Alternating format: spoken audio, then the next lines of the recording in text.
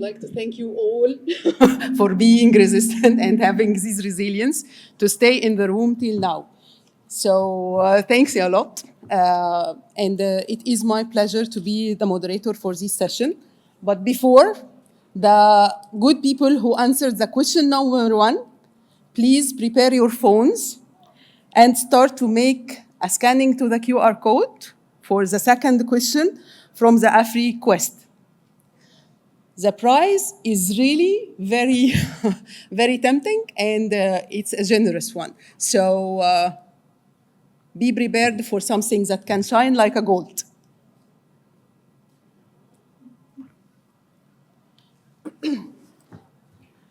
All the people outside the room, you are missing a big, big opportunity here. So it will be a great to join us back.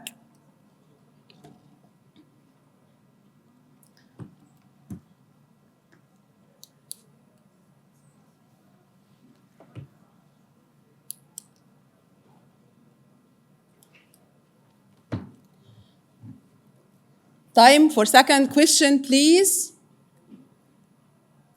Promising with a very shiny, golden in color prize.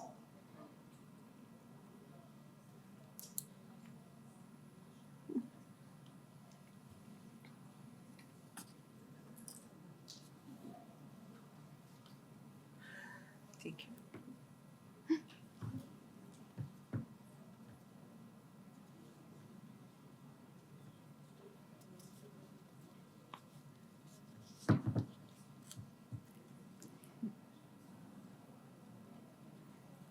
Take the opportunity. It's very good and very important.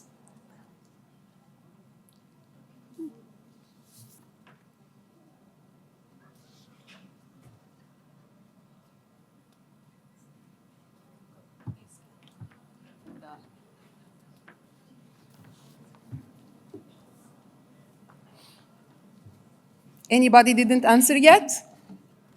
Anybody in the room? Okay, so thanks again. Thanks for your resilience. Thanks for being here, and thanks for the big event. And we will look forward in our next session to be as its name. We are going to talk about digitalization, and we are going to talk about artificial intelligence and its development in our story. First, I would like to welcome everybody.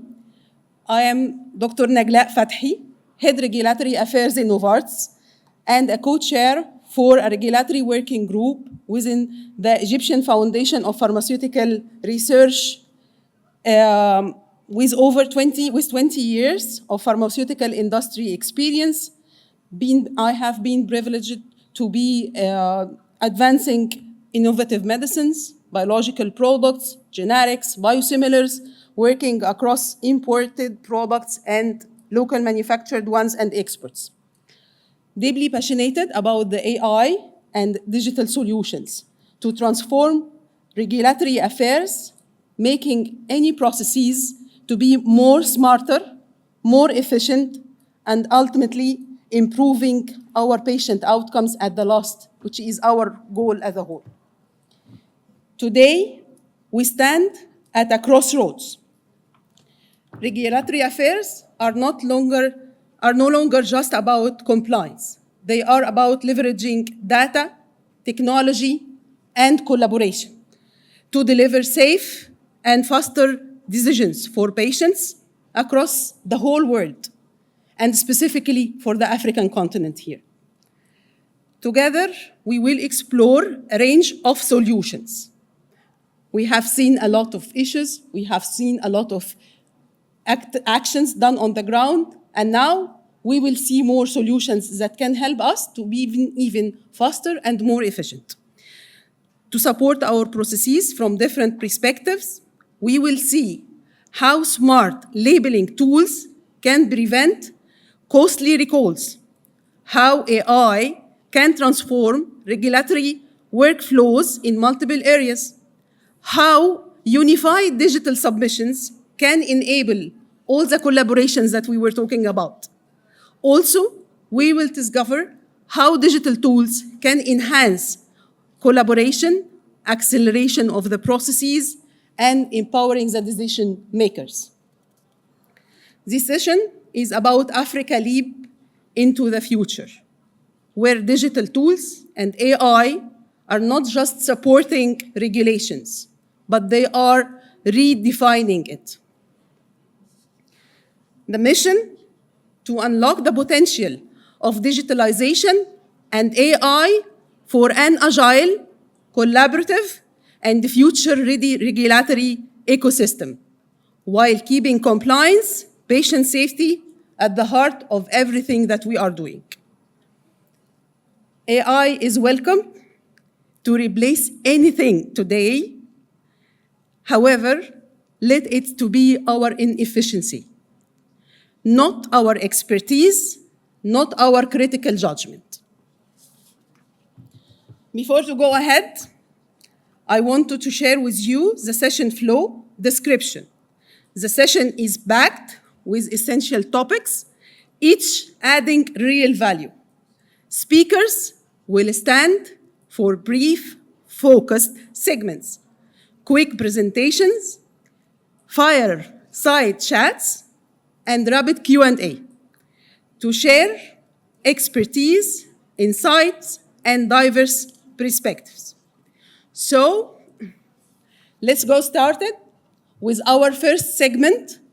We will learn about smart labeling in action, binding both compliance and the technology in one pool, where it is not just a goal, accuracy is not just a goal, it is a necessity. Welcoming our first speaker, that I cannot recognize him within the room. Okay, he is here. I'm trying to find you by my eyes. Our first representative, Mr. Mark Cello, Head of Sales Europe and Global Strategic Projects at Lavender Hache.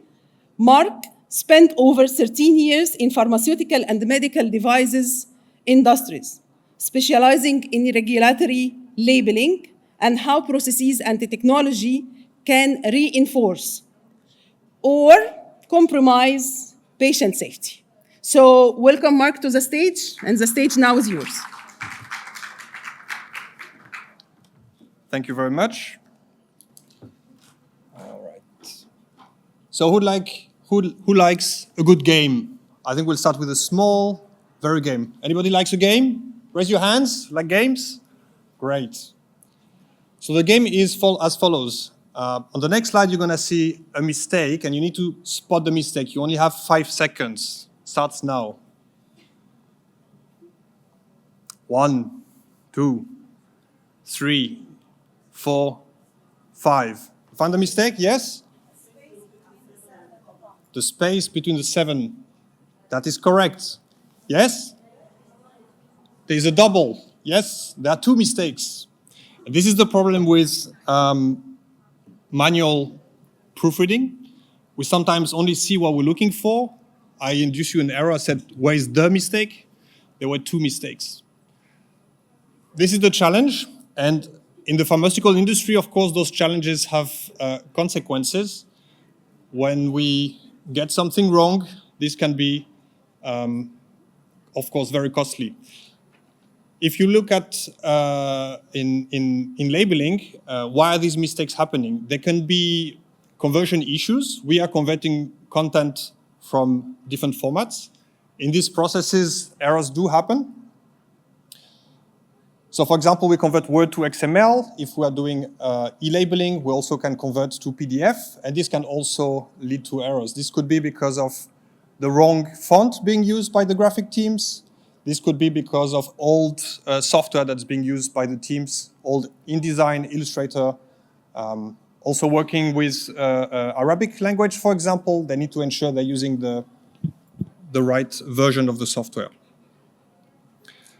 Manual errors, it is easy to forget something, delete, move text by error, and this also has consequences.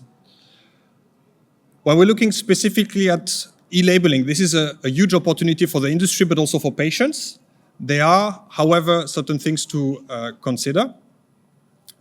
Looking at the secondary packaging, for certain products, we need to check if the secondary packaging is not too big anymore. Maybe it needs to be redesigned in order to have a smaller packaging. Could also be that for certain products that are maybe fragile, it is required to protect the product a little bit more. The importance of codes, so barcodes, QR codes, data matrix is increasing. We saw it already with serialization. We see it now also with e-labeling because, of course, is the QR code the correct one? Is it taking us to the right PIL, the right PDF, or the right website? Is it technically correct? Is it going to print correctly? These questions become more and more important. Do we also have a full, valid audit trail for those documents that we have reviewed them and approved them? Is the process validated? All of these things are important considerations while looking at e-labeling. There are also PDF considerations. So this is the case whether it's e-labeling or it's traditional paper leaflets. We need to ensure that the PDFs do have selectable text because you want to be able to search on the leaflet if you're looking at e-labeling. You also want to make sure that the fonts used are valid Unicode. So this is a technical term. That just means that technically they are correct fonts that anybody can type and find what is needed in the documents. The text order is also important. How the document was created will have an influence on how you find the content. So we recommend to have a look at the DAISY consortium. They have also recommendations with regards to readability and usability. Additional XML considerations. There are different XML formats that can be used. So of course, we talk about Word, we talk about XML, we talk about PDF. The most important, you have two questions here. How do you make sure that between those formats, the content remains accurate? It is always what has been approved by the regulator. And the second question is, how do you ensure an accurate conversion? If you're working from Word and tomorrow you may work through XML, how do you make sure from Word to XML conversion, the process is approved and you always get consistently accurate results? If we look at the entire workflow of labeling, there are lots of different steps and lots of different points to control. This is the last slide. This is the most complicated one. So I ask for another minute of attention and I'll be through. So the first step, you have a Word file that is sent to the regulator who approves your content, and this is what you need to have as, you know, as then the labeling, right? So how do you verify that? You are ensuring that the Word file is approved, and you are maybe checking the content, checking the meaning, making sure all is accurate. Maybe you're using a dictionary to do that. This is done by both the regulatory teams and the regulator. The next step, then this becomes internal within the company. An artwork is being created by the team, the graphic team. And by the way, if you're doing e-labeling, this is the last step, right? This column we're looking at now. If you're going to print, this continues and you have more control points. So you are checking the content on the PDF against the Word file and making sure everything is correct. What you're looking at is character by character, making sure all the content is correct. You're also verifying the Braille for certain markets. You may be verifying the images if you have some. Are the barcodes, QR codes, are they accurate? You're also looking at the layout. Is the design of the document okay? And this is usually a work done by regulatory teams. Once this is approved, you have then the document sent to the printer who creates a printer proof, and then he will also create a document. And this one needs to be checked against the approved artwork, the one you just approved, to ensure that nothing changed. Everything is still the same. Maybe the barcode was added at this stage, so is it still the correct barcode? This type of control is often done by the artwork team, sometimes quality, sometimes regulatory, depends. Once this is done, again, there's another step. Then we're going to print. And once this gets printed, there's incoming inspection. This involves usually the printer is going to verify that has this been printed correctly. There are no mistakes, no blurs or something that didn't print or smudges or whatever. And this is again going to be compared against the artwork to make sure all was done correctly. no technical errors. So this is usually done by the quality assurance or the printer himself. And as you see, you have 4 steps in the process. Every step requires a type of control, and every step you're going to use sometimes different teams, but also different types of solutions to do that. At the beginning, you're going to use technology that is based on text content and selectable text and Unicode. The next step, you're going to look at graphics. The files, they're no longer selectable, so it's basically an image of the text, and you need then to use pixel-to-pixel technology. For the last step, you also need a scanner or cameras. And we as a company, we focus just on the first 3 steps, but the last one is also very, very important. And you can see as regulatory where you are, usually at the beginning of the process. And as I mentioned earlier, if you're looking at e-labeling, typically you stop here at just ensuring the artwork is correct, because if you don't print it, then this is where it finishes. Thank you very much.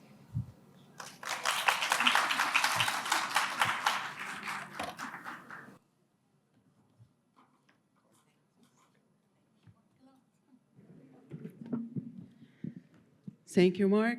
And now it's our time to represent our second partner in this segment, Dr. Rehab Mahrez. Would you please join us? Dr. Rehab Mahrez is a manager of the General Administration of Pharmaceutical References and Leaflets at the Egyptian Drug Authority. She is a board-certified pharmacotherapy pharmacist with a master in clinical biochemistry and oncology, Harvard Clinical Research Scholarship, postgraduate studies in global health economy, 15 years of experience, strategic projects within the regulatory affairs, within the pharmacovigilance, patient safety, and clinical pharmacy. Additionally, Dr. Rehab is a leader for the pioneering electronic API labeling project with the Egyptian Drug Authority, setting standards with a multilingual governance and safe automation. So welcome on board, and thank you, Mark. And now we will have a short chat together. I'm sorry for it to be standing, but just to try to squeeze our time. So I'll start, Mark, please, with a question to your side. Here, we looked at the quality control for labeling. How does this apply for health authorities too? Good question. So what we see is that health authorities, same as the industry, are looking at ways to be more efficient and also maintain consistency. And in the end, both the industry and authorities spend a lot of time comparing content, comparing documents, and having the full traceability, the full audit trail, and the consistency is key. And this is how we see more and more regulators also investing time and resources on this. Thank you. Thank you for the comprehensive question. Dr. Rehab.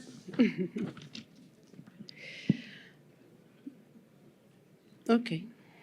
Can you come? As a regulator, what are the biggest challenges as a regulators you face in advancing the processes of API, and how can these be overcome to enable a unified digital approach? What an amazing question, Dr. Naglaa. Thanks for the great presentation. Thank you. And good evening, all. It's my pleasure to be here with you today. Regarding the challenges, we have major challenges regarding, of course, the shared packs. The shared packs are the packs which are not customized for just one country, but they are used by more than one country, and they have to be harmonized and to be the same within the all. We have addressed this challenge in the guidelines version 2 of the e-labeling, and we have suggested 3 solutions for that. One of them, it applies already for also the e-labeling, which is allowing the marketing authorization holder to have or to display first when scanning the QR code, to display first the landing page of their server or their website, and then the consumer has a choice according to the region or the country to choose wherever he is, and then he will be redirected to the server of or the website of the regulatory authority of his country. And this is one of the challenges, but yet it requires harmonization, the secret word from yesterday. Yeah, and we are open for all cooperations and collaborations with other regulatory authorities and with other stakeholders.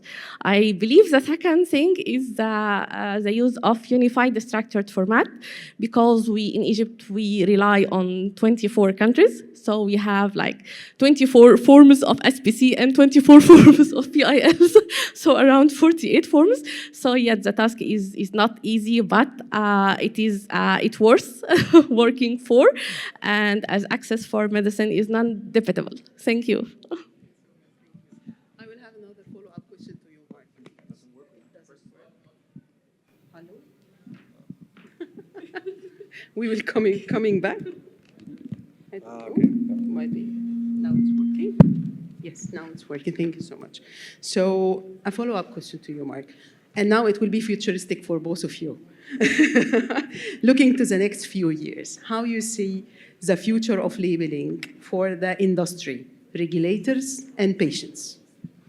So we see that there's a move to increase interaction with patients. We see that the great opportunity that we have with the e-labeling, this will enable us, the industry, to provide more content, more accessible content. So initially scanning already the QR code and getting into the habit of having access to the most up-to-date labeling information is very useful. When the move goes to XML content instead, this will then move further and will be able to allow the industry to personalize the content for patients. So for example, as a male, I may not be so interested in side effects for pregnant women. Yeah. Therefore, if I'm able to select, well, I'm a male age between certain age, then I get the specific information that applies to me, that personalizes, and this will hopefully help increase the users to read the information. So we see more and more of that. There are a lot of opportunities. Great aspiration, great aspiration. So also for Dr. Rehab, you are looking forward ahead, of course, for a lot to happen. So on the level of EPI in Egypt, what is your next steps? How do you see EPI as next steps in Egypt? Sorry. Okay, thank you. And thank you for the answer. It really aligns with our vision. So that's great. Yeah, we are currently in Egypt. We are in stage 2. Stage 2, it involves the total replacement of some paper leaflets from some products for the hospital use with QR codes. And this is accompanied by awareness campaigns for healthcare providers.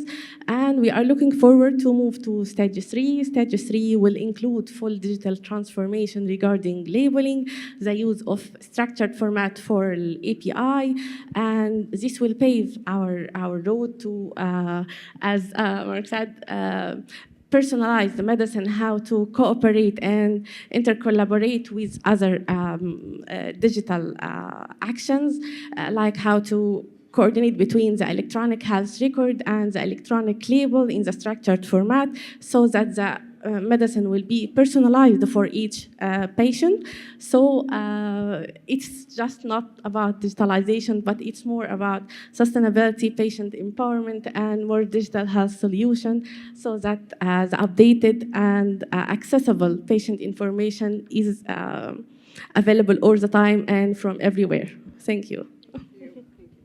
Then, as a takeaway from these very concise, short, crisp messages that we had, so we're talking about standards, governance, we are talking about human oversight.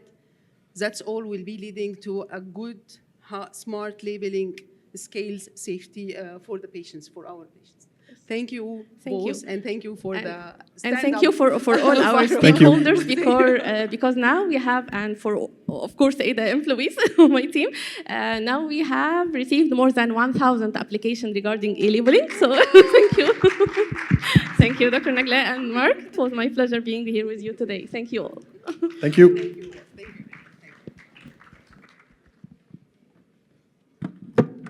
appreciated. Can we get the mic? Can we get? Yeah. So now to our second segment. Again, another interesting segment.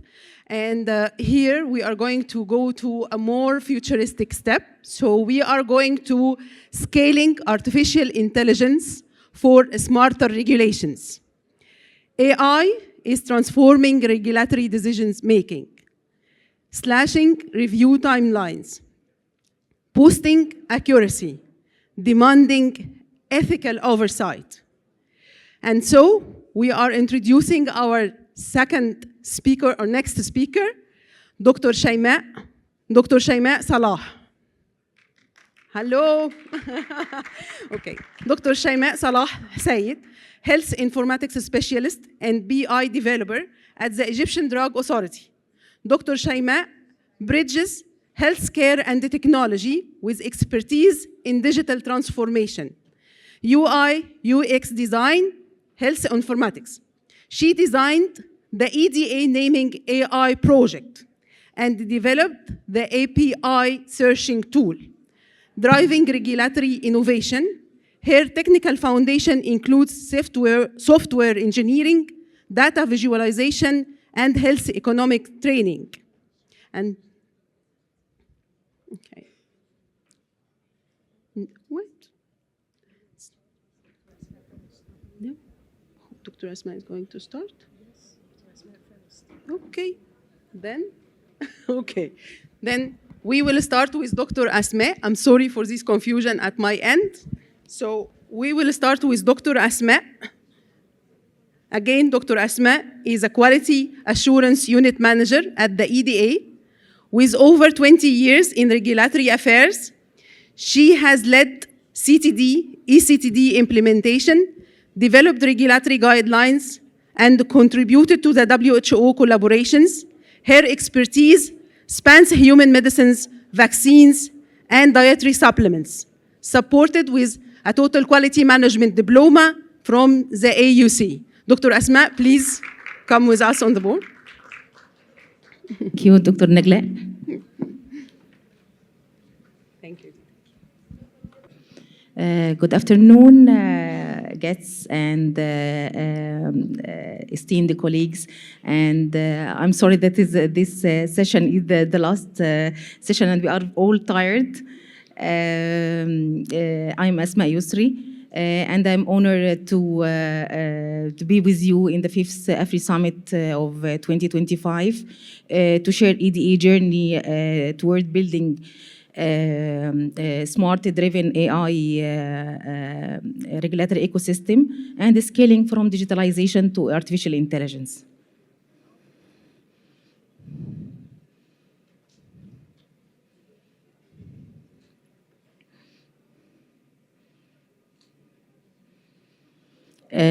To start our journey in EDA regarding the AI and embedding the artificial intelligence, we have a strategic vision and mission for EDA, and we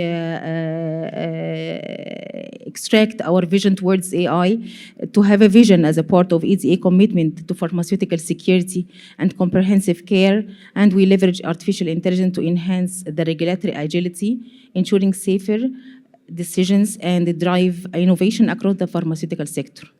Looking forward to our mission to ensuring the safe, effective, and accessible medicines through qualified professionals and the smart AI-powered regulation, ensuring safer, faster, and more transparent services across EDA. All of these in alignment to the global standards and the Sustainable Development Goals, the SDGs.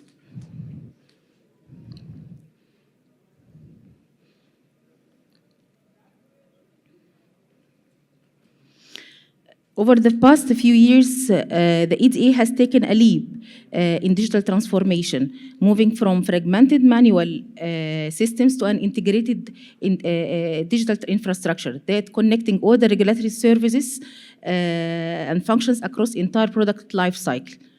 But our story doesn't stop there, which paved the way towards the artificial intelligence to start up.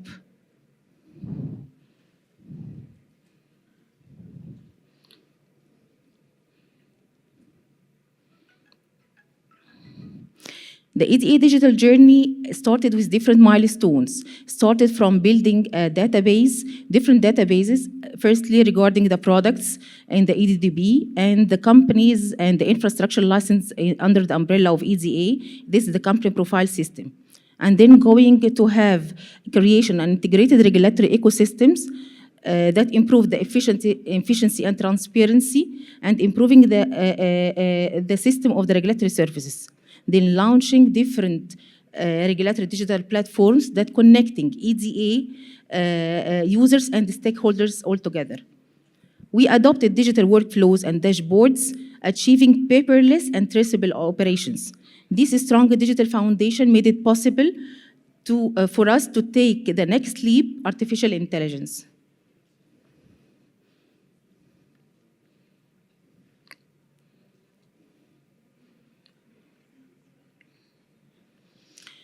Once digitalization was achieved, we asked, how can we make regulation not just faster, but smarter? AI will help us to do that, reducing the review time and fastering the market access, enhancing data quality and reducing the human errors, empowering regulators and allowing experts for focus on critical judgments with AI support, support evidence-based transparent decision-making. So EDA believes that AI is not just a technical tool for replacing human judgments, but to empower our experts with faster insights, improved accuracy, and greater transparency.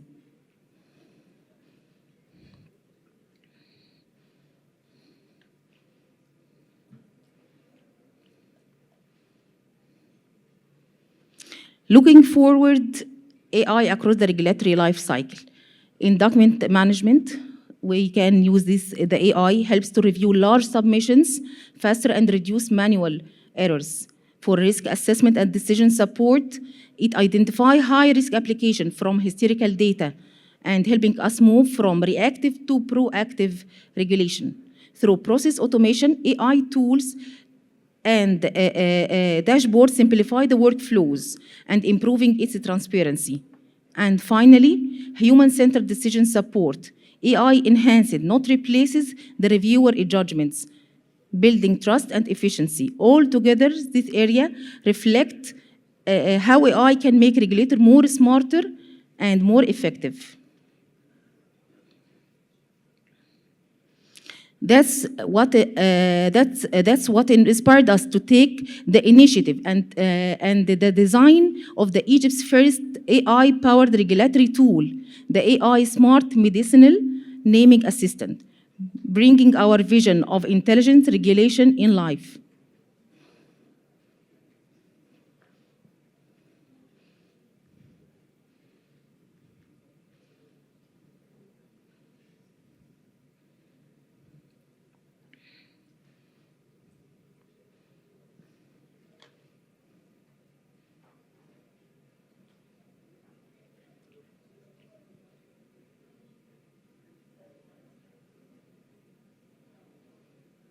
And at this point, I'm pleased to hand over to Dr. Shaimaa, my colleague, to take us deeper into the AI model, the POC of our project, and the validation results and what this means for the future of regulatory intelligence in Egypt. Thank you.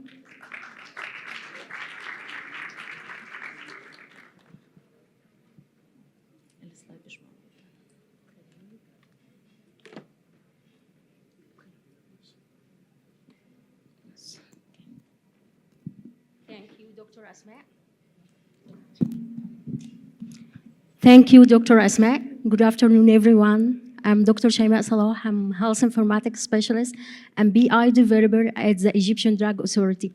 It's truly a great pleasure and an honor to be here today at AfriSummit 2025 to share how we are scaling artificial intelligence to enable smarter, safer, and more efficient pharmaceutical regulation in Egypt and introduce our first AI-powered regulatory tool, the ADA AI Smart Medicinal Naming Assistant.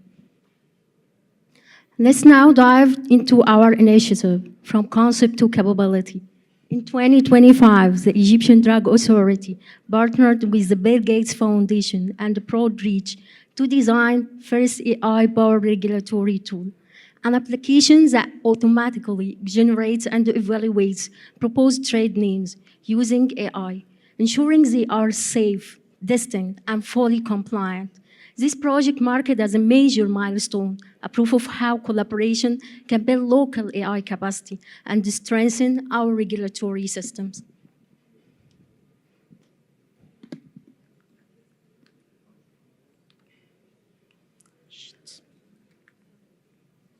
Doesn't work. Oh, تمام. لا مش من اللاب. Okay. One of the most common challenges that regulators face is drug name similarity. Names that sound or look alike can cause serious medication errors. Previously, the process was semi-automated and time-consuming. Reviewers relied heavily on individual expertise, which often led to inconsistency and delays. Drug names review required manual checks through a separate platform, taking several days per submission. Applicants also struggle to find acceptable unique name, making the process frustrating and lengthy, often extending up to 60 working days, with 4 name lists reviewed in 15 days intervals, further increasing regulatory workload.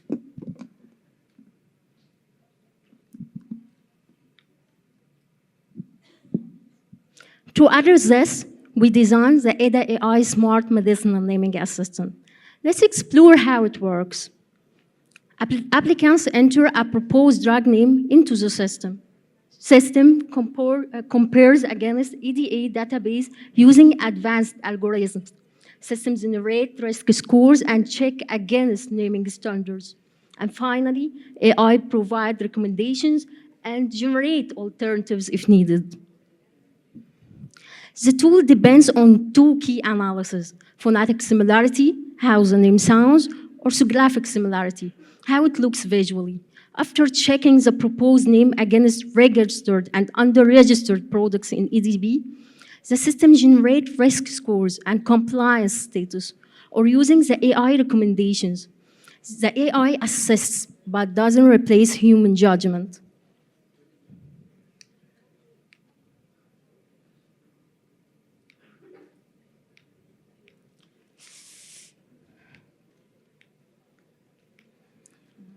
يبقى هنا.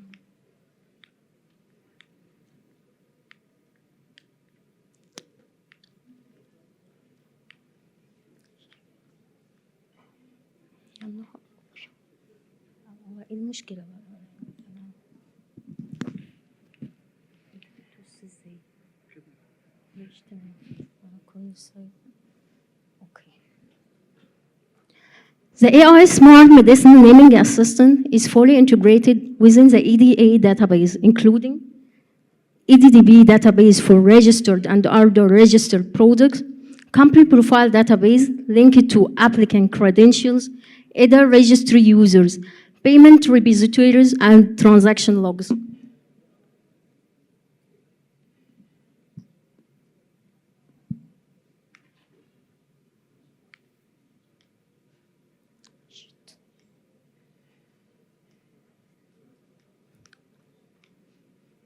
مش كويس.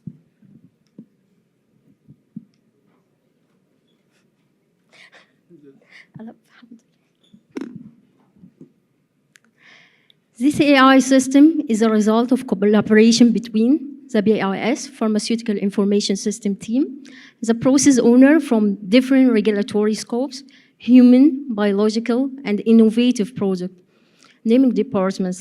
I'm truly proud to be the UI UX designer of this tool. Now let's dive into a quick demo of the ADA AI Smart Medicinal Naming Assistant to highlight its key features.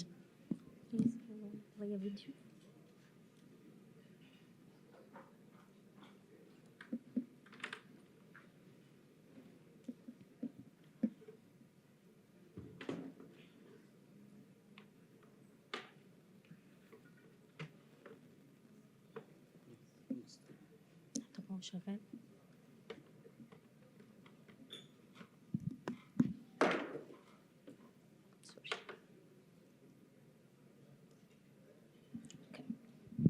We start from the applicant login screen. The applicant enter company profile ID and password and click login.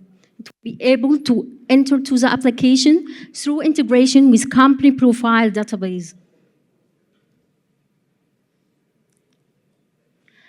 Once inside, the applicant will see two types of requests: inquiries request, which includes different type of inquiries. Second type is new naming request, which will be our main focus today. After entering drug type or under reg, request type, application number, and upload all necessary documents, the applicant click similarity checker. Here, the applicant entered the proposed drug name.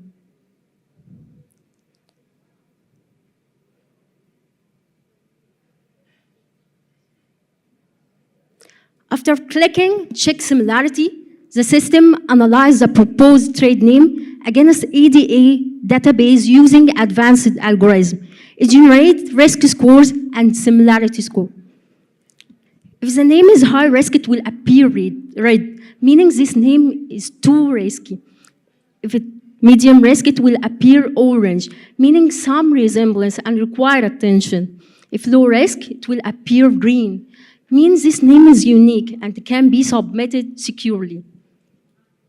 This table includes all similar names with orthographic score, phonetic score, and combined similarity score, which an average between orthographic score and phonetic score.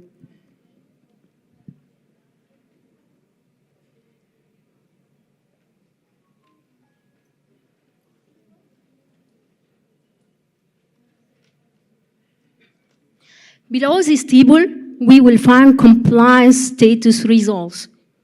The system checks compliance against USAN stem, INN stem, and INN names, and non-appropriate names. In our case, Adol has INN stem conflict and INN name conflict, and has also exit name with the same name. So we can't add this name to the list below. If we try another name like Tylenate,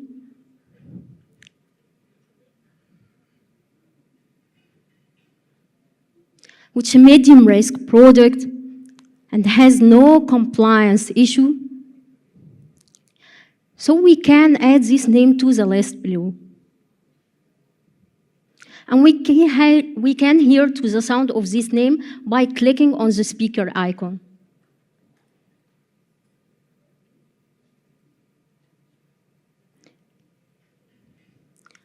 Also, this system offers extra feature. If your name is high risk and has compliance issue, you can generate AI recommendation related to this keyword or this name. If you try another name like Lorastatin, which is high risk product and has compliance issues,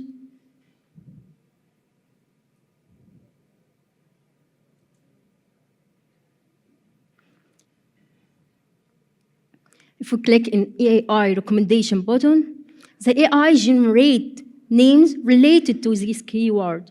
We can select any name from this list and add it to the list below. Also, we can use another keyword to generate extra name recommendations, like Halobidil.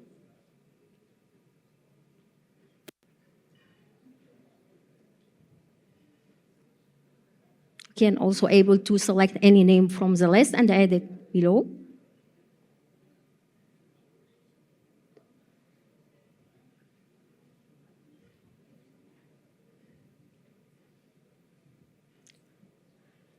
Finally, we will find final list, contains all names generated from both AI recommendation engine and from user input. We can also sort this name by name and by similarity and reorder them by drag and drop and delete unwanted names. Finally, the applicant submit final list for either reviewer for review. Also, applicant can track progress for his request from notification panel.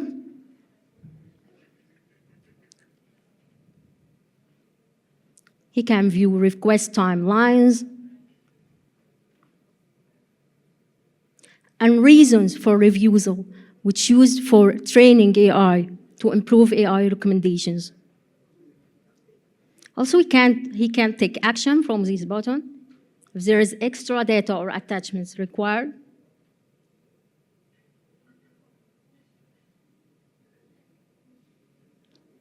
Applicant also can view drafts, approved names, and the help in the guidance section that helps them to use the application containing FAQs and checklists. Finally, applicant can log out securely from the applications. Please, I want to return back to my presentation.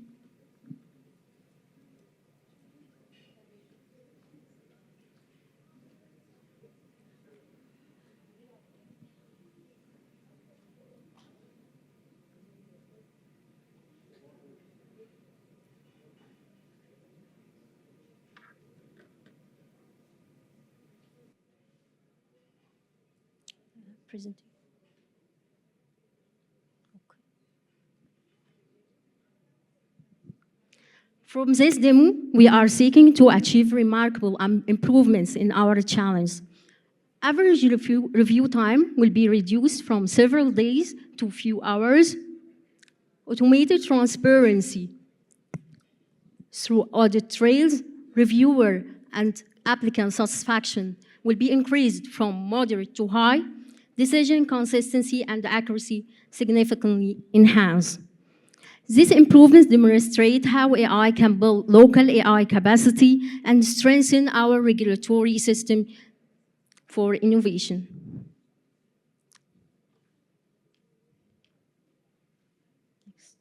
Next. Okay. We can stand on our EDA final message that EDA's AI journey is rooted in strategic impact, enabling safer, faster, and smarter regulation. From digitalization to intelligence, the EDA is shaping the future of regulation through innovation, data, and AI.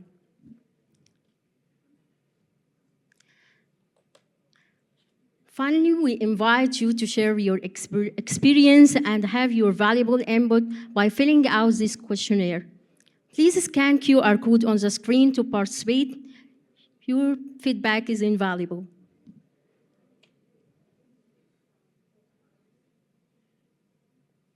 Thank you for your time and attention.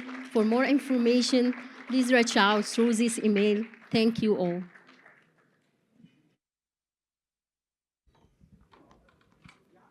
Thanks a lot, Dr. Huma and Dr. Asma, for the really impressive tool.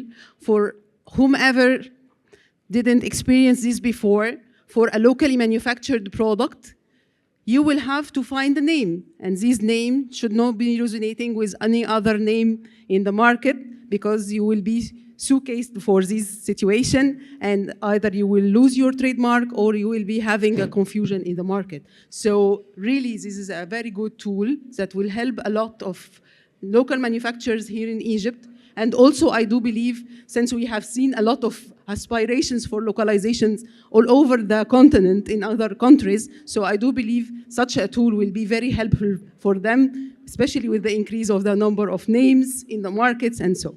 So thanks a lot. And now we will go ahead directly for, again, a stand-up fireside chat. And I will ask you some questions, please. If you can step ahead. Thank you, Doctor. I will start with you, Dr. Shaimat, please. Implementation of AI demands new skills and new mindset. How in the Egyptian Drug Authority you were able to make or to start this shift and build up the capabilities to build up this transformation?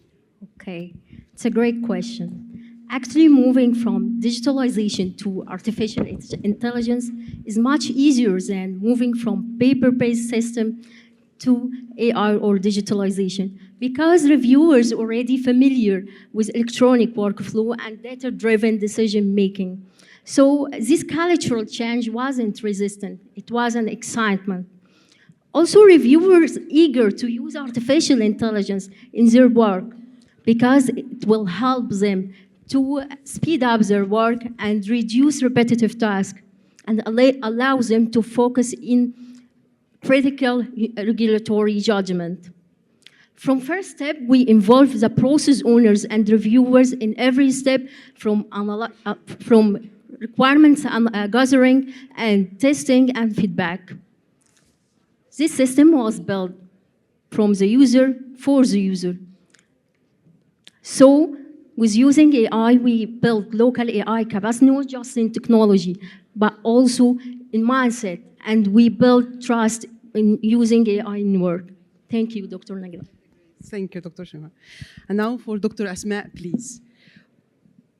A lot of lessons and a lot of challenges had been emerged throughout this long story for designing and till finalizing to the proof of concept phase for this AI smart naming. So would you please share some of them with us and the audience here? Great, Dr. Naglaa, this is a good question. We have learned from this POC project truly very benefits from this POC. The main lessons we have learned that to start small, build strategically, as I mentioned with you. This is why we are focused on the impact on the short scale and the process of the naming in the life cycle of the product approval under the umbrella of EDA, and measuring how this process, the impact of transparency and consistency, till reaching the trust between the users and the AI. Second one, data, quality of data. Most of AI projects depends on data, labeling the data, cleaning the data, and as well integrating different data sets to have these recommendations from the AI a good and reliable outcome. Another lessons to be mentioned in this question, the data governance, the governance and the scalability. We have a data governance, and we shared with different, as mentioned from Dr. Shaima, shared with different stakeholders. That's another lessons for collaboration. The technical process owners themselves. We have a working group from IT and PIS and the technical process owners in the bioproducts and pharmaceutical and innovative, and they are all collaborated with us. So this application is for users and from users, either internal or external. Thank you. Thank you, Dr. Asma. Another follow-up question just for curiosity. How you are going to ensure a strong oversight for these AI tools? We know they are very smart when they are asked to deliver information, but again, they are stupid because they are bringing all the information that they have and bring it to all people like. As I mentioned in the presentation, that is human-centered for our expertise, regulatory expertise. AI, we are depending on the AI to support, not only to take the decision regarding the naming processes. So we enhancing the principle of the human in the loop. Our expertise in the regulatory judgment involved in this process till build a full trust between us and the AI. Thank you. Thank you. Then we will accelerate AI decisions.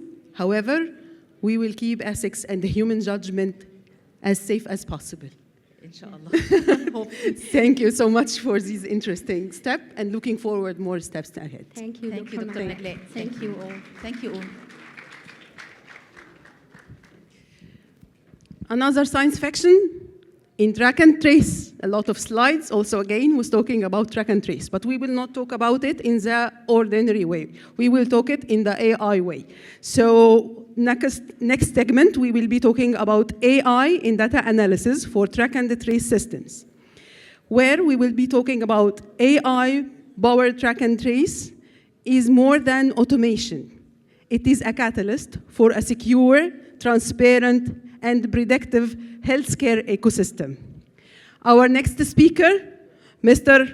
Onur Saibus, Business Development Manager at Tiga Healthcare IT sector, MBA holder, 20 years of experience in healthcare and IT systems.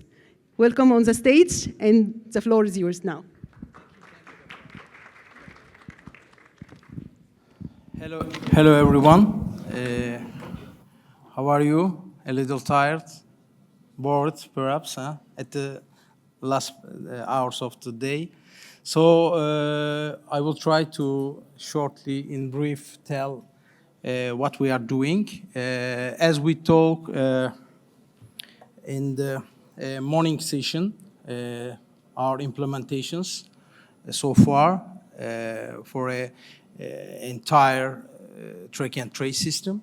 So as Tiga, who we are, first of all, let me tell you the overview of my presentation and who we are. We are Tiga, an healthcare IT company at the sector more than 20 years, so that we developed R&D projects and turnkey solutions for the healthcare domain so far. And we have locations in Turkey, Saudi Arabia, Qatar, United Kingdom, and Estonia. And we have global certifications for the software domain, as you can see here. So we are working with universities and academies towards the globe. So I want to tell you the digitalization of Turkey, the journey, and our involved for this journey. So at the bubbles you can see the Tiga solutions in the country. So Turkey started his innovation to digitalize all the healthcare system in 2004. And at this journey, we served many different products, and with the help of the authority and Ministry of Health, our concern that we will talk now, in 2010, we implemented our pharmaceutical track and trace system at the country. But besides this, as you can see, we have a national e-health system inside the country. All the hospitals, clinics, private or public, are all integrated in this central hub, which we call eNabus. And we have a PHR system, an application for all the citizens inside the country. And our main topic here is, as you know, and as you very well know, the end-to-end pharmaceutical track and trace system that we have. So you can see some important, let's say, sorry, doesn't work. We have serialization, and we have at the system effective recall management for the drugs, and we have a national drug database inside the system so far. And the main module that we have an AI analytics and reporting system inside the solution. So here you can see our mobile app, and for the citizens and for also the authorities. So there's a comprehensive drug status verification, interactive adverse reaction reporting, instant drug recall alerts, nearby pharmacy funder, etc. So you can all find the features inside the mobile app for the patients. So for now we have more than 30 plus K unique pharmaceuticals are registered in the system from now. So these are our national references, as you can see here. So we developed in 2010 in Turkish Ministry of Health the entire solution, and all the stakeholders, pharmacies, warehouses, hospitals are using the system currently, more than 15 years. So in 2000, with the help of and experience in that domain in Saudi Arabia, we implemented the pharmaceutical track and trace system.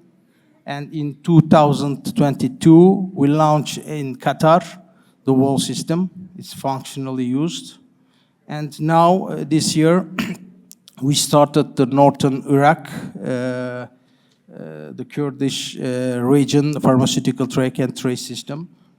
So we are working in Africa market as well for many years, and many countries like Rwanda, Namibia, Uganda visited us to see on terrain how it goes, how is the system, the benefits, and they talk with the stakeholders. So we can invite you, all of the African countries, to our country to see the system on site.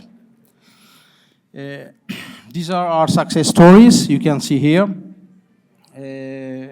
By PwC report, Turkish track and trace system was the best practice in 2010. And, sorry.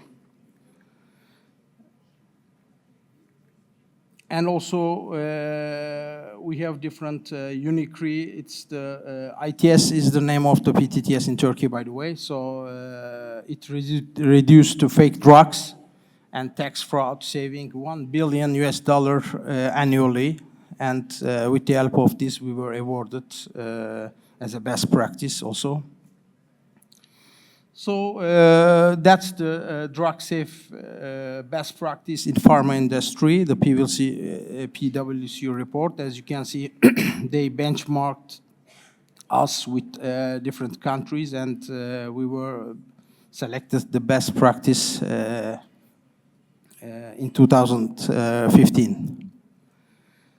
And drug safe analytics reporting and capabilities, you can see the functions, the modules, let's say. We have a strong reporting and prescription report module. We have stock report by stakeholders types. We have drug stock report by lot, production notification, early warning, alerts and reports is inside the system. Sorry.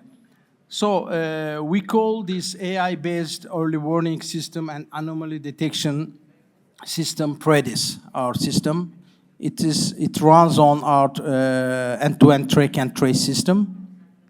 It runs on DrugSafe. So by the help of this, the anomaly detections, forecasting, risk, disease spread, analysis for physicians, pharmacies, drug warehouses, and relationship in narcotic drugs, you can all track, and you can have some reports through the system. Also here at these graphs, you can see an anomaly of a pharmacy. For example, in Turkey, one pharmacy only sell more than 80 in 1 month, so that you can easily detect these drug sale rates by pharmacy through the system. Also, this is another tool which detects the accessibility issues of the drugs. It makes and it warns the authority by alerts and reports that there are something wrong at the stock level inside the country, so that with the help of this, the authority can prevent such kind of issues, accessibility, drug accessibility issues, etc. So this is a slide for Sankey of doctors and pharmacies. As far as I try to understand, explain, we have also an e-prescription system integrated with our pharmaceutical track and trace system, so that all the users can access easily to the system, and also the doctors, the government, etc. So it's an entire solution running in national level, but also it can be customizable according to the requirements, regional level, national level, or state level can be done according to the requirements. As I said, in 4 countries now we are working, and they have different, as you can guess, different requirements, and we have the capability to customize according to their requirements. So you can think TIGA, your trusted partner in pharmaceutical track and trace, with efficient analytics alerts, rapid recalls, capacity building, staged rollout, cross-border harmonization support, stakeholder onboarding integrations, and it's an end-to-end serialization and verification package that you can use, and you can create the standards and your strategies in your country to the new generations, and to increase the healthcare services properly to the nations. So thank you so much for listening.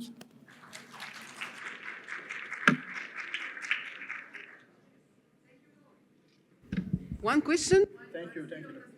Yes. Yes. I don't know. Yes, now it's working.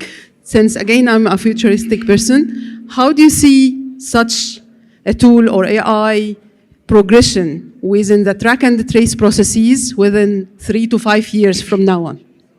Thank you, dear doctor. It's a good question. Would you please step? Our topic is the pharmaceutical track and trace system, but we can also track any kind of, cosmetics, foods, medical devices. We have some examples, especially in Turkey. So we track end-to-end, we serve and we provide end-to-end traceability for drugs, medicines, cosmetics, and foods. But with the help of the technology, we improve our AI system. For example, in the near future, we will launch with the improvements done so far, we will launch a new feature in our current AI Predis solution. For example, we will use it in rational drug use. For example, the consumption of antibiotics and similar drugs will be less used and reduced with the help of this solution. Thank you so much. Thank you for this great presentation and these alarming slides, because again, now we are talking about track and trace as a mandate, and now we are talking about AI in track and trace is not luxury anymore. It is needed to bring out all these analyses and bring us the safety that we are looking forward for our patients. Thanks a lot. Thank you so much. Thank you so much, you. dear doctor. Thank you so much. Bye. Another tackled point when we were discussing in all the slides and all the presentation, we were talking about harmonization, acceleration of the process, unified submissions, unified reviews. So our next step will be towards a unified submission program, which will be presented by Dr. Alessandro Lazadinas. Sorry for the bad pronunciation from my side, but Senior Regulatory Policy and Intelligence Manager at CEBI with a PhD in bioscience and experience at the IFBMA and GSK. Alessandro has shaped global vaccine regulatory policy, driven strategies for novel medicines, technology. Today, he will share CIB vision for one word, one dossier, and its pilot results. Welcome on the stage, Alessandro.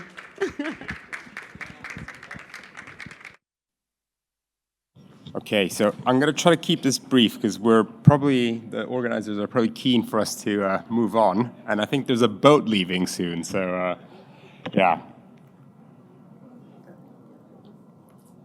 So earlier today, my colleague Jackie presented on what CEPI is all about. So just to recap very briefly, we are a non-government funded organization to support R&D of vaccines against pandemic diseases. The main purpose of our work is really partnership, and we work with all different people and institutions across the world, especially, in my perspective, regulators.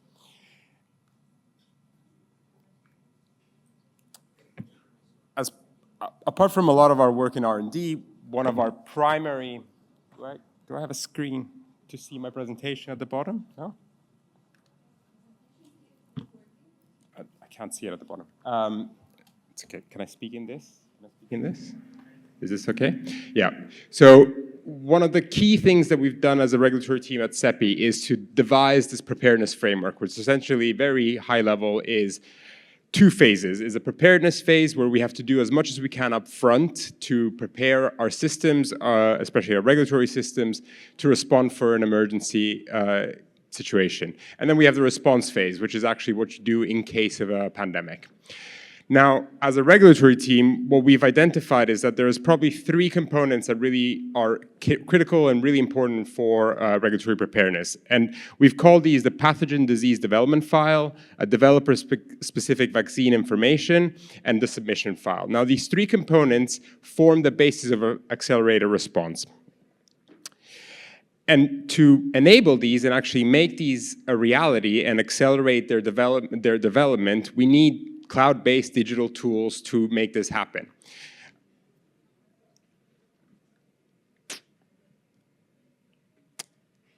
Now, apart from the cloud-based tools, we've heard a lot today already about harmonization, about reliance, about one system, one kind of process, and actually, as we saw during COVID, that becomes even more essential to rapidly respond to emergencies. And so our kind of vision and bright skies ideal of what a future world looks like in terms of regulatory response to pandemics is what we call a one world, one timeline, one dossier approach. And so this essentially is the same dossier in the same language, or maybe with the help of AI, it will be one language, but then can be instantly translated into all the regional or national languages.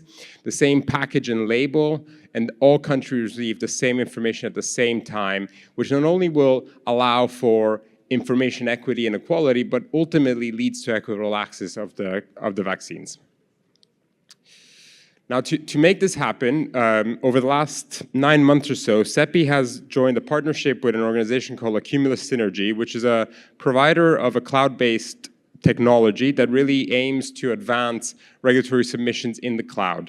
And I think a lot of the regulators in the room here have actually already started working with Accumulus. And we were keen to work with this organization because they were quite advanced in providing a system that really allowed for this joint collaboration and joint submission of information in one space, and then having that visible to all the different participating regulatory authorities to then allow kind of a reliance mechanism to happen.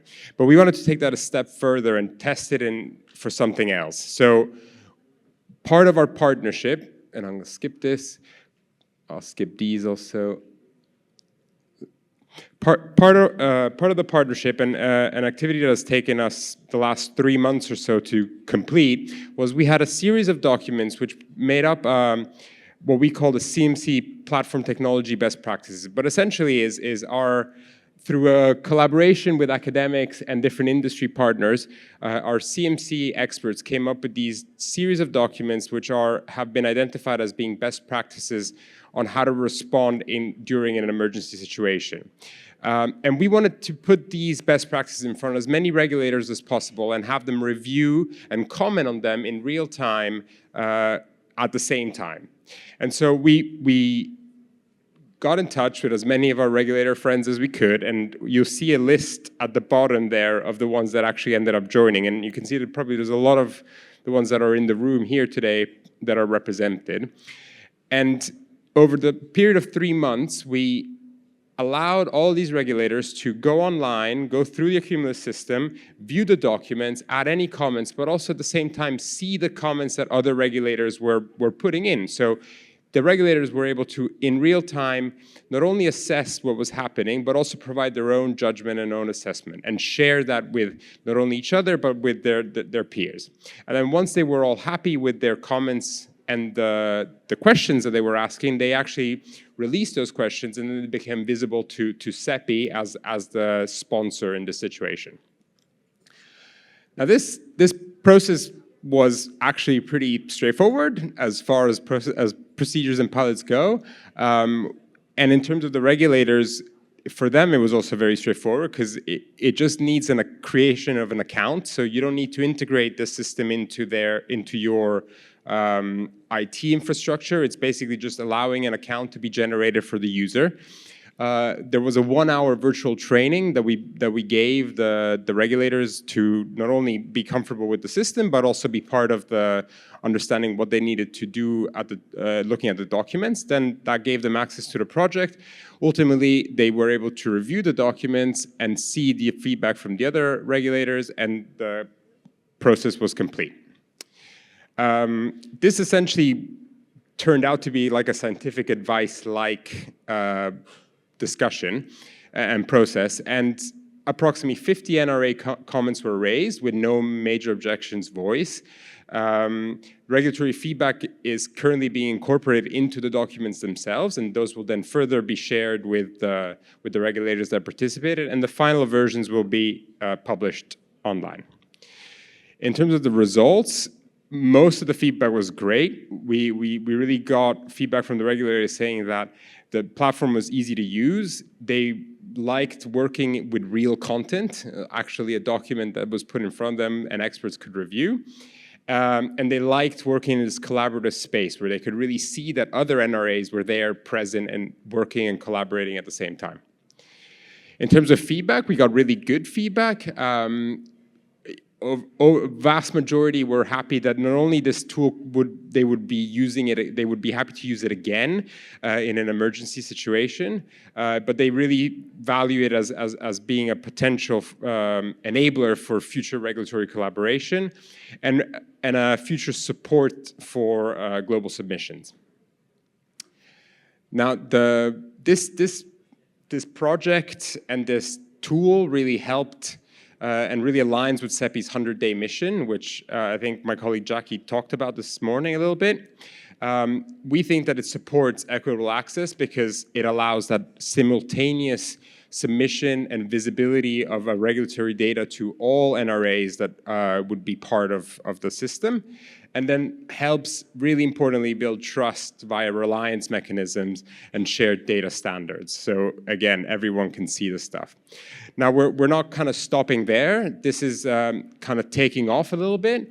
We already know that Accumulus and the Gates Foundation are partnering with AVAREF to start real-world kind of pilots to have clinical trial reviews happening, and we're very supportive of this, and we're excited to see where this partnership and this technology goes next. So I think with that, I'm ready to take any questions, and thank you for your attention.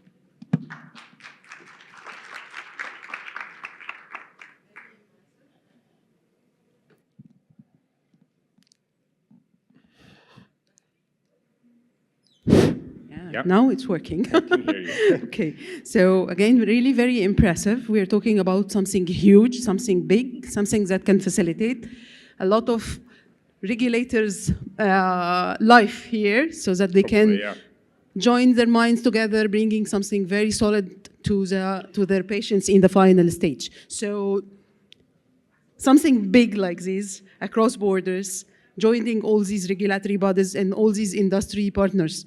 What was the learnings? What was the challenges that we can share here with the audience, and so that when we are doing it again, we can avoid all of this? Yeah, I mean, I think as probably was mentioned already earlier today and in many sessions that talk about reliance, harmonization, and global systems, the really important thing that we learned during our process was the element of trust. How do you build trust with any entity that is participating in these technologies or in collaborative reviews? And so whether that is trust in the technology, so do you have the right security systems in place? Do you have the right tools or training available so that everybody kind of understands what's happening and why it's happening?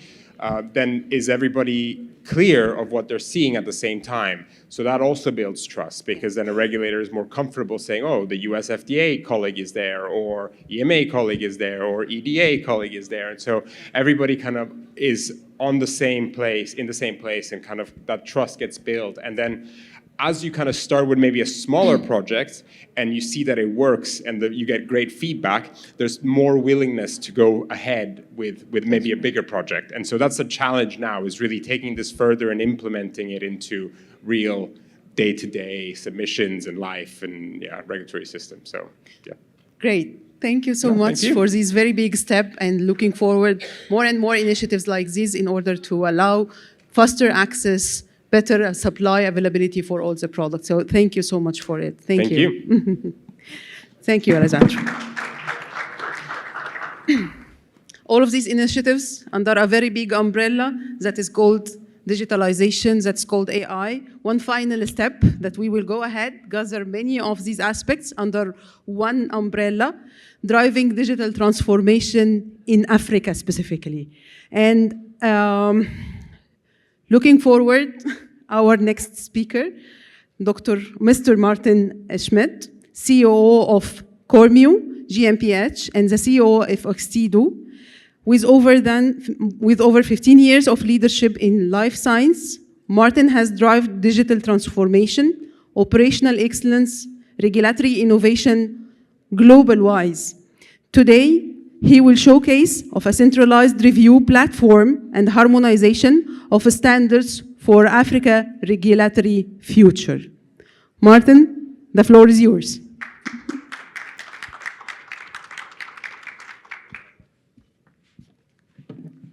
Thank you, Naglaa, and thank you as well to you, Alessandro, for putting the pressure on me now, because I'm still in between you and the boat. So I try to hurry up as well. Before I will start with my presentation, I would like to award quickly a prize, because we had a raffle at our booth, and we had several people, and so the fortune was, in this case, for Dr. Heba Nabil. Could you please come to the stage quickly? Because we don't have much time. So the prize are AirPods, and congratulations to you. This is Oxido one.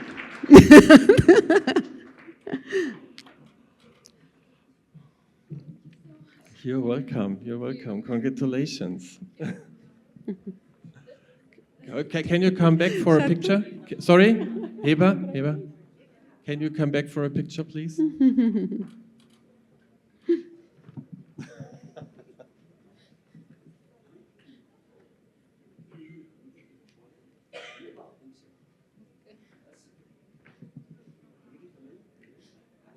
على جنب شوية يا بو. Martin and Heba. That's okay.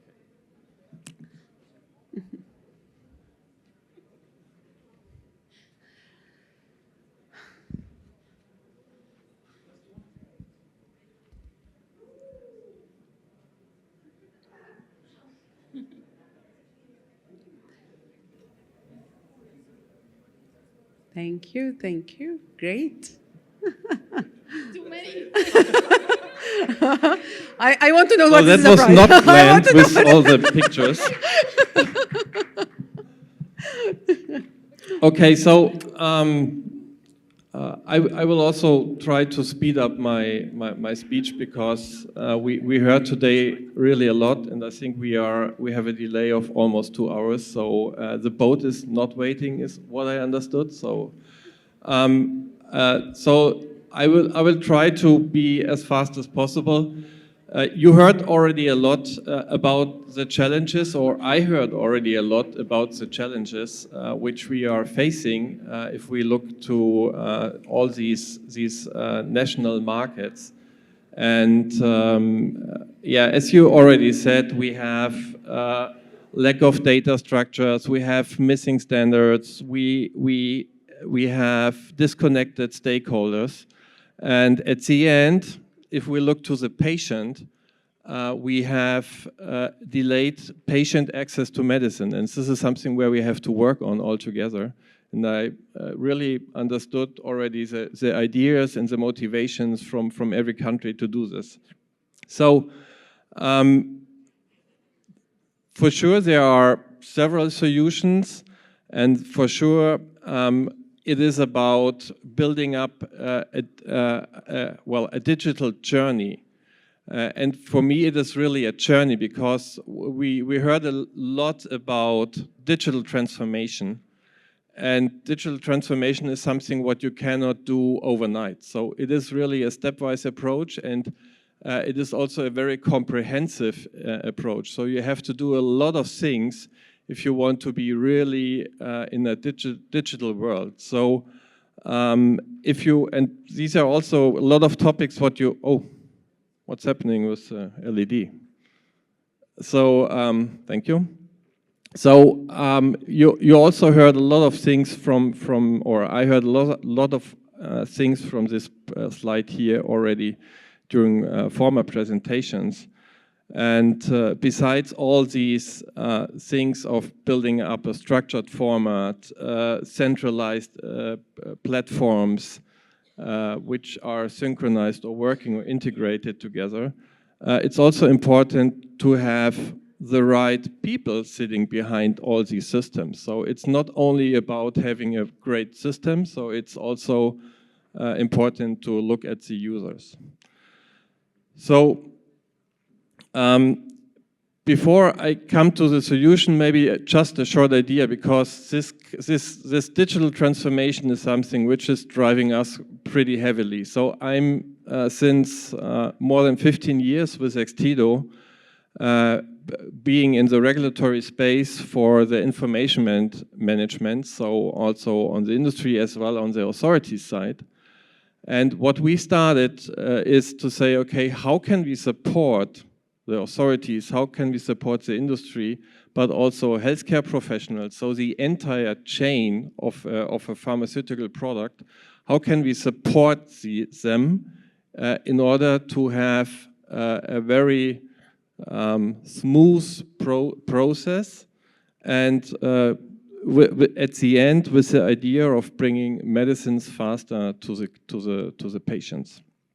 So, and this is that was the moment where we started building and establishing a company which is called Cormio. It's a brand new company established in April this year, and we are uniting brands which are supporting the entire life cycle of data. And this is maybe also one thing we heard a lot about digitalization. So if we talk about digitalization, we are not talking about documents anymore. We are talking about data. So it's all about how to create the data in a smart way, how to manage them, and how to provide them to the healthcare professionals in a smooth transition. And that's the idea behind our company. And for sure, I would like to highlight one brand. Well, it's my brand where I'm originally coming from, Extido, where we do currently a lot of things for more than 20 years with regards to the authorities business and being also the bridge between industry and authorities. besides other vendors which are also here. So, but at the end, it is something what I would like to highlight is the deep understanding of the national, but also of the international standards. And I think this is quite important if we look to the impact, because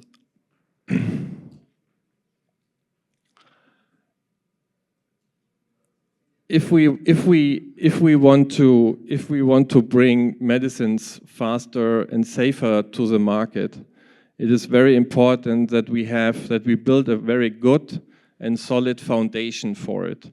And this is where we want to support the countries and the industry and the national competencies as well. And I would like to switch directly to my summary slide, which is showing our view on the digital transformation. And we heard a lot about submissions, so the reviewing, we heard about a lot track and trace and other things, but there is still a lot more we have to take into account when we talk about the digital transformation. We also heard about quality management systems, but safety management is also part. How do we distribute the information? So EPI was currently, I heard today as well, or the fire messages. So these are all things we have to take into account when we look towards digital transformation. And having this said, I would like to stop the presentation here. Thank you for your attendance. And amazing group of solutions, which I do believe that our regulators here and our industry also will be very much excited to look forward what it can be achieving. We will ask you to stay with us, Martin, and we will ask Dr. Samah Al-Khayyat to join us here also in the stage.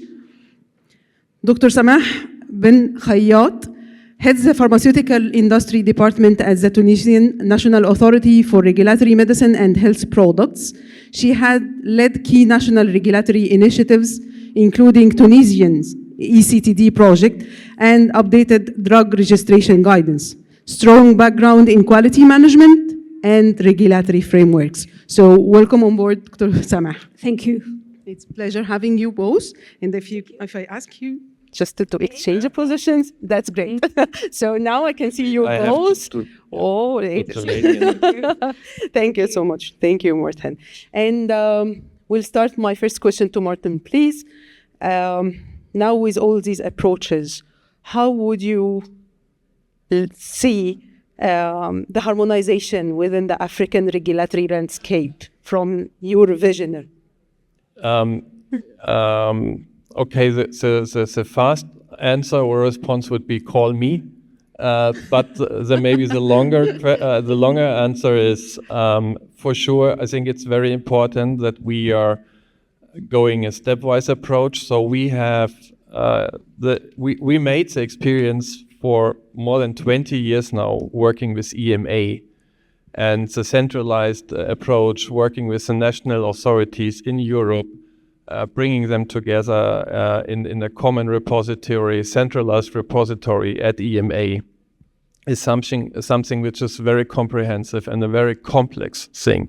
So it is not something you can just implement and then you can move on. So it is very important to have a stepwise approach to build up the knowledge about the national standards and then going ahead into the international standards. So this is, I think, something which is very important and what we always have to keep in mind, not to fail. And we do have similar experiences now with the GCC region implementing a central system at GHC where we have to take all these kind of aspects into account. So okay, thank you, Martin, for this insightful. Dr. Samah, welcome on board. Thank you, thank you. So we know that Tunisian Health Authority is moving ahead in fast steps in the ECTD. So what are other tools and systems or digital solutions that you are moving ahead for it within the Tunisian authority? Okay, thank you. I will try to be brief and concise as all people are tired and it's too late. So, as you know, in Tunisia, we started our experience for digitalization since 2023. The project started since 2023, but really after a signature of the contract with the provider, we started the journey on May 2024. And we tried to have a gradual roadmap to start with e-submission and then to go to ECTD. And the project really, the objective was to have an integrated information system to cover all the product life cycle. So we will start in a few days with the e-submission. We started already with the creation of companies, mainly the priority companies for industries, for regulatory consultant, and also for promotional agencies. And the registration of those companies is necessary to submit ECD dossier. So in the next step, the next phase, we will have the registration also for other products like cosmetic, veterinary drugs, supplement food, and medical devices. And then we will go to the registration for other companies like industries and to have registration certificates. Thank you. We will go also to have digital CPP and GMP certificates. And finally, we will have the market surveillance, and we will have a platform for pharmacovigilance and for records and complaints registration. The next step, after all this, when we finish all this, we will go sure for serialization. Oh, a big aspiration. I know that it's ambitious, but we go gradually, and we have a clear vision. Sometimes there is a delay for and revision for the roadmap, but this is because we have some challenges, some problems. Sometimes we have feedback from stakeholders. We need to update roadmaps and to wait that all stakeholders to be ready for this transition. Sure. I do believe the readiness of the stakeholders is one of the big challenges. Yes, it's very important. It's challenging because we do all this change. This is for the patient. So if stakeholders are not prepared, we cannot go to our objective. Sure. Looking forward, and for sure you will achieve it. Okay, another question, please. How can collaboration among African regulators accelerate the digital transformation? How do you see how we can collaborate all together? So, as mentioned by Dr. Merton, to have a centralized or a joint review process, we need to have a digital tools to facilitate the work sharing and also the sharing of information and to accelerate the process. So the harmonization is very important in accelerating the implementation of digitalization. And also digitalization is important to go through the harmonization. For example, in our experience, when we started to work to the ECD project, we think to have a specification to go on the benchmark and to see the other experience, especially the South Africa experience because we have the same solution provider. So it was easier for us and to make the solution integrated in our system to have an approach to have a normalized specification. Thank you. I was just thinking in another question. So, because of the ambitious plan that you have, so again, how have you prepared your team and the stakeholders to these very big steps in digitalizations and looking forward for AI afterwards? So, would you please share with us your experience and your learnings in this part? Yes. So, as you know, as all projects, the change management is very important. In our case, we prepared this change by preparing the team, having training for internal assessor and external assessors. Also, it's important to prepare stakeholders, as I said, to have webinars, to communicate with stakeholder for local manufacturing and also for international campaigns. Yeah. And we do a regular meeting with representative of local manufacturer and international, and we have feedbacks. And with those feedback, we have an update of our roadmap, and all our specifications are going by public consultation before we approve it. Wow. So it's very important to be prepared, to have all communication with all stakeholders, to prepare the change and to reach final the objective, to use the tool to accelerate the deadlines and to have life cycle management for us, for the regulator, and for the applicant. Yeah, thank you. A huge effort before, a huge effort to implement, and a huge effort after to keep the successful story moving ahead. Thanks a lot. Thanks, Martin. Thanks, Dr. Samah. And it was a pleasure having you on the stage. Thank you for the audience. And thank you for the audience. It was great. Your attention was great. Just a few memorizing about the journey that we take, and please take home with you, because we are looking forward to achieve all of these on the African continent as a whole. Smart labeling, AI in regulations, unified submissions, digital platforms, Africa digital transformation, and this is what we are looking forward. But please, when you are doing all of this, we say, please start somehow small, especially for the AI. Start safe, look for good standards and structures, equip the people with the right trainings, with the SOPs, with all what is needed so that we can assure that this process is moving ahead. Thank you again, and thanks for all your attention, and looking forward to seeing you next year.